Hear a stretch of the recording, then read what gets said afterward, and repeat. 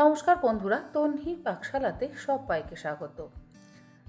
পৌষ সংক্রান্তিতে বা পৌষ পার্বণে দুধ পুলি, পাটিসাপটা, সেদ্ধ পিঠে বা চিতই পিঠের সাথে সাথে কিন্তু রসবড়াও অনেকেই ভারী পছন্দ করেন। আর রসবড়া খেতেও যেমন অত্যন্ত সুস্বাদু, বানাতেও সময় খুবই কম লাগে। তাই চটজলদি যদি কোনো রেসিপি বানাতে ইচ্ছে হয়, আপনারা অবশ্যই রসবড়া বানাতে পারেন।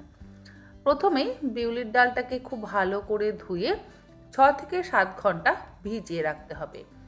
ভিজিয়ে নেওয়া ডালটা আবারও ধুয়ে নিয়ে এক্সট্রা জলটাকে ফেলে দিয়ে গ্রাইন্ডিং জারের মধ্যে নিয়ে একদম মসৃণ করে বেটে নিতে হবে।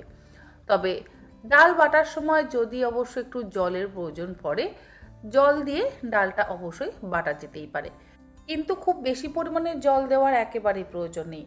জল যদি আবার বেশি হয়ে যায় তাহলে আবার ব্যাটারটা পাতলা হয়ে যাবে, আর ব্যাটার যদি পাতলা হয় তখন আবার বড়াগুলো পারফেক্ট হবে না।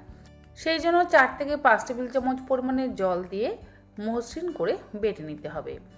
যত মসৃণ করে বাটা হবে, বড়াগুলো তত নরম এবং সুস্বাদু হবে। ডাল সম্পূর্ণ বেটে নেওয়া হয়ে যাওয়ার পর এর মধ্যে আমি দিয়ে দিলাম 2 চা চামচ পরিমাণে গোটা মৌরি আর 1/4 চা চামচ পরিমাণে লবণ। এবারে এই বেটে নেওয়া ডালটা খুব ভালো করে ফেটিয়ে নেব।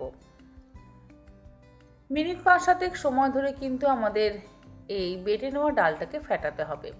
আর এই ফেটানোর কাজটা কিন্তু মিক্সিতে হবে না, হাত দিয়েই ভালো করে ফেটাতে হবে। আমি সবসময় হাত দিয়েই ফেটাই, কোনো রকম হ্যান্ড হুইস্কার বা মিক্সার গ্রাইন্ডার ব্যবহার করি না। তাহলে দেখেছি বড়াগুলো পারফেক্ট হয় না। দেখুন, আমি খুব ভালো করে ফেটিয়ে নিচ্ছি, আর ফেটাতে ফেটাতে কিন্তু সাদা হয়ে যাবে আর একটু পাতলাও হয়ে যাবে। মানে এই ডাল বাটার মধ্যে হাওয়া ভরতে হবে। যত সুন্দরভাবে হাওয়া ভরা যাবে আমাদের বড়াগুলো তত সুন্দর হবে। ডাল ফেটানো হয়ে যাওয়ার পর ডালটা পারফেক্টভাবে ফেটানো হয়েছে কিনা সেটা চেক করবার জন্য আমি একটা পাত্রের মধ্যে জল নিয়ে সেই জলের মধ্যে ফেটিয়ে নেওয়া ডালের ব্যাটার অল্প করে একটু ফেলে দেখে নিচ্ছি আমাদের ফেটানোটা পারফেক্ট আছে কিনা। আর দেখুন, আমি জলের মধ্যে ফেলছি, এই ব্যাটারটা ওপরে ভেসে উঠছে। এর মানেই কিন্তু আমাদের ব্যাটার পারফেক্টভাবে ফেটানো হয়ে গেছে। এবারে এই ব্যাটারটা ফেলে না দিয়ে আমি জল থেকে তুলে নিয়ে আবারও একবার আমাদের যে বেশি পরিমাণে ব্যাটারটা আছে সেটার মধ্যে মিশিয়ে ফেটিয়ে নেব। বিউলির ডালের ব্যাটারটা ভালো করে ফেটানো হয়ে যাওয়ার পর একটা কড়াইয়ের মধ্যে বড়াগুলো ভাজবার জন্য দিয়ে দিলাম বেশ কিছুটা পরিমাণে সাদা তেল। আর একটা কড়াইয়ের মধ্যে দিয়ে দিলাম 2 কাপ পরিমাণে জল। এই জলের মধ্যে দিয়ে দেব পাটালি গুড় বা নতুন গুড়। রস একটু বেশি করে করব, কারণ রসটাকে আমাদের ফোটাতে হবে। আর এখানে পাটালি গুড় আমি ব্যবহার করছি 1 কাপ পরিমাণে। আর এর সাথে দিয়ে দেব নলেন গুড় বা ছোলা গুড়। দুটো গুড় মিশিয়ে আমি এই রসটা বানাচ্ছি। আপনারা চাইলে শুধুমাত্র নলেন গুড় বা ছোলা গুড় দিয়ে এই রসটা বানাতে পারেন, কিন্তু অনেক সময় আমরা 1 কেজি ছোলা গুড় বা নলেন গুড় কিনে আনলেও সেই নলেন গুড় বা ছোলা গুড় দিয়ে তো আরও অনেক রকম পিঠে খাই।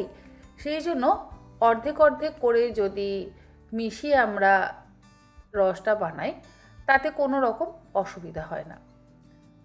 গুড়টা এবার জলের সাথে খুব ভালো করে মিশিয়ে গ্যাসের ফ্লেমটাকে হাইতে করে দিয়ে ফুটিয়ে নেব। এবারে ছোট ছোট করে বড়া আমি এই গরম তেলের মধ্যে দিয়ে দিচ্ছি। আমি খুব বেশি বড় সাইজের বড়া করি না, কারণ বড়াগুলো পরে রসের মধ্যে ডোবানোর পর ফুলে জাস্ট ডাবল সাইজ হয়ে যায়। সেই জন্য একটু ছোট ছোট সাইজেরই বড়া তৈরি করে নিই। আপনারা চাইলে আপনাদের নিজেদের ইচ্ছে মতন ছোট বড় বড়া অবশ্যই বানিয়ে নিতে পারেন।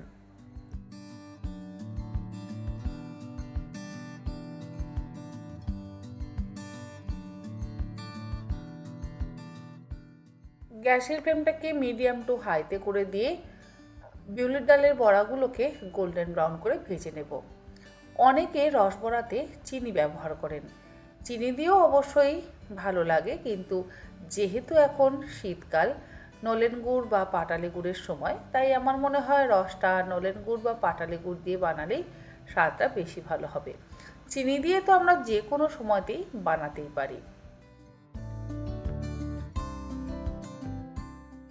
নলেন গুড়ের রসটা কিন্তু আমার ফুটিয়ে নেওয়া হয়ে গেছে। এবারেই রসের মধ্যে আমি দিয়ে দিচ্ছি ভেজে নেওয়া বড়াগুলো। একদম গরম গরম বড়া আমি গরম রসের মধ্যে দিয়ে দেব। তাহলে কি হবে, বড়ার মধ্যে খুব তাড়াতাড়ি রসটা ঢুকে যাবে। বড়াগুলো রসের মধ্যে দিয়ে একবার একটু ফুটিয়ে নিয়ে গ্যাসের ফ্লেমটাকে বন্ধ করে দিয়ে ঢাকা দিয়ে 4 থেকে 5 ঘন্টা রেখে দেব। এই রসবড়া তো ঠান্ডা ঠান্ডাই খেতে বেশি ভালো লাগে, তাই ঢাকা দিয়ে ঠান্ডা হতে হতেই রসবড়ার মধ্যে সমস্ত রস ঢুকে যাবে। আশা করি আমার আজকের এই নরম তুলতুলে রসবড়ার রেসিপি আপনাদের ভালো লাগলো। আর ভালো লাগলে আপনারা অবশ্যই এইভাবে একবার অন্তত রসবড়া বানান। বিশেষ করে যারা একদম নতুন রাঁধুনি, তারা এইভাবে রসবড়া বানিয়ে দেখবেন। আমার মনে হয় আপনাদেরও অসম্ভব ভালো লাগবে। আজ তাহলে এই পর্যন্ত। আবার হাজির হয়ে যাব অন্যদিন অন্য কোনো নতুন ধরনের রেসিপি নিয়ে। ভালো থাকবেন, সুস্থ থাকবেন। ধন্যবাদ।